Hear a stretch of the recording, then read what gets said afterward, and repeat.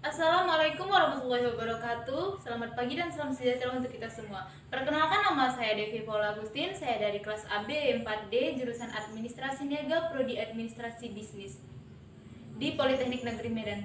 Nah, tujuan saya di sini yaitu untuk mempresentasikan tentang Prodi Administrasi Bisnis, yaitu salah satu yang menyangkut tentang Prodi Administrasi Bisnis, yaitu rapat. Oke, kita lanjut tentang pengertian rapat.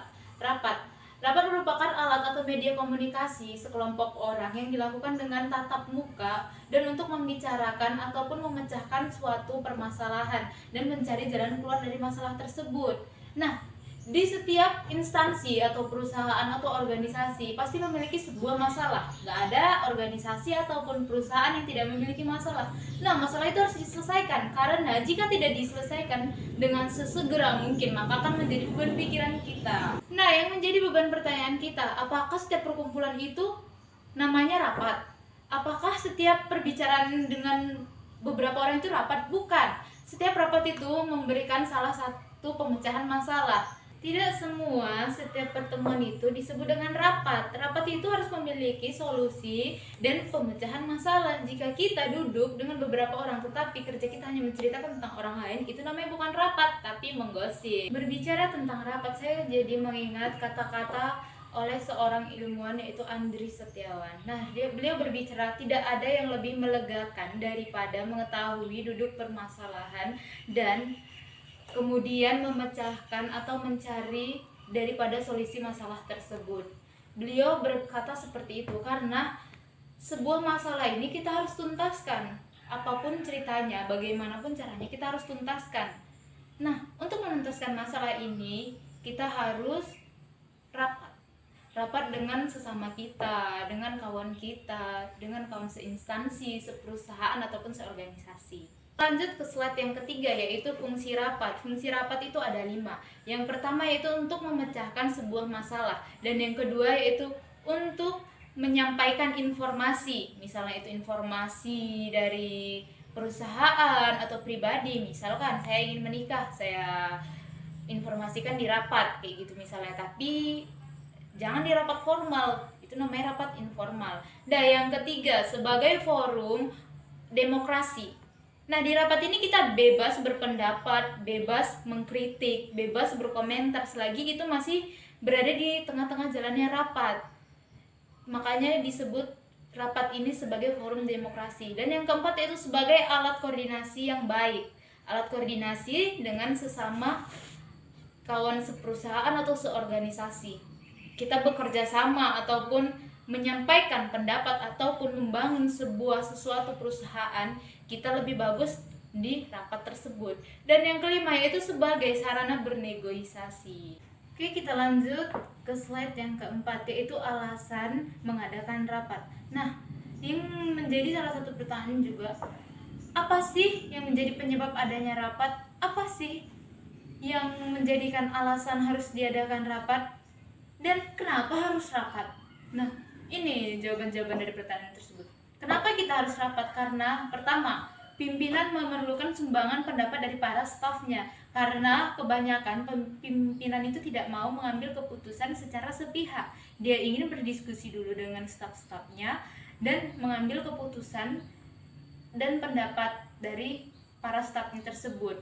Yang kedua, materi yang dibicarakan itu bersifat rahasia. Nah, maksud bersifat rahasia itu apa? Bersifat rahasia yaitu hanya boleh diketahui oleh kawasan staf-staf perusahaan tersebut atau hanya orang-orang tertentu. Jadi tidak bisa dibicarakan sendiri, harus orang-orang yang bersangkutan harus datang untuk membicarakan masalah tersebut.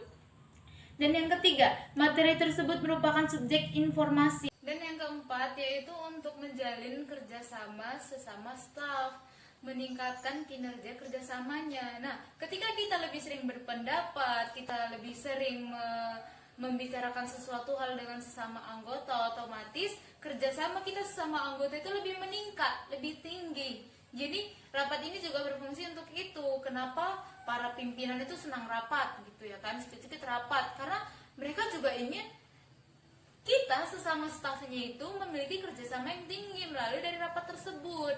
Dan yang terakhir yaitu memberi motivasi dan semangat kerja kepada para stafnya. Nah, di rapat itu mungkin dia nggak bisa lah ya tiap hari apel pagi, tiap hari mengadakan apel pagi ya, memberikan motivasi nana-nana seperti kita di sekolah. Bukan, nggak bisa. Nah, bagaimana cara dia memberikan motivasi untuk kita sebagai staf-stafnya supaya kita lebih giat bekerjanya, lebih keras bekerjanya, itu di rapat. Oke, kita lanjut ke slide yang kelima, yaitu apa sih tujuan daripada rapat tersebut? Nah, tujuan dari rapat tersebut itu sebenarnya banyak ya, tapi di sini saya akan menjelaskan 3. Yaitu yang pertama, menyampaikan informasi. Nah, misalnya seorang pimpinan memiliki informasi, ya kita akan adakan touring, kita akan adakan jalan-jalan bersama. Di mana dia menyampaikannya? Di rapat. Karena apa? Dia juga butuh masukan-masukan daripada stafnya. Apakah yang kita adakan itu jalan touring atau perlombaan atau kita camping? Gak mungkin staf itu memutuskan nggak mungkin pimpinan itu memutuskannya dengan sendirinya, tetapi harus ada konfirmasi daripada stafnya.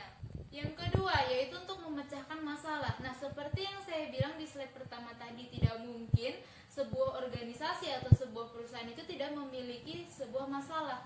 Nah, jika kita memiliki sebuah masalah, bagaimana cara pemecahannya itu di rapat tersebut. Nah, tujuan daripada rapat yaitu untuk memecahkan sebuah masalah. Oke, kita lanjut yang kelima. 3. Oh, ternyata para audiensnya masih aktif ya, masih mendengarkan. Saya kira udah ngantuk, udah mau tidur. Good job untuk para audiens hari ini. Oke, kita lanjut yang ketiga, yaitu membicarakan apa tujuan kita selanjutnya. Maksudnya, tujuan atau produk apa yang akan kita luncurkan selanjutnya, kayak gitu. Nah, jika kita ingin meluncurkan suatu produk baru, kita itu harus rapat dulu dari pimpinan dengan stafnya. Karena apa? Tidak bisa pimpinan itu mengambil keputusan sendiri. Yang keenam, yang isinya syarat-syarat rapat yang baik. Rapat itu bukan sembarangan rapat, bukan asal-asal kita buat rapat, ayo kumpul semua, bukan. Nah, tapi harus ada syarat-syarat ataupun ketentuan yang baik. Harus ada ketentuan-ketentuan supaya rapat itu berjalan dengan baik. Apa-apa saja. Nah, pertama, suasananya terbuka. Kita nggak bisa rapat, kita nggak bisa mikir di suasana yang tertutup ataupun di ruang yang pengap misalnya. Kedua, tidak ada monopoli ataupun penguasaan dalam berbicara. Nah, si A saja yang berbicara, si B tidak boleh, tidak seperti itu. Baru yang ketiga, partisipasi aktif dari peserta rapat. Partisipasi aktif dari peserta rapat yaitu staf ataupun peserta rapat itu juga memberikan pendapat atau komentar tentang masalah tersebut. Tidak boleh hanya pasif diam, datang dulu diam, bukan seperti itu rapat. Dan yang keempat yaitu pertanyaannya singkat dan jelas. Jangan kita buat pertanyaan itu bertele-tele, kita jelaskan dari A, baru B, baru C, baru kita sebutkan pertanyaan kita. Enggak, itu hanya membuang waktu. Sebaiknya kita langsungkan pertanyaan kita. Dan yang terakhir, disiplin waktu.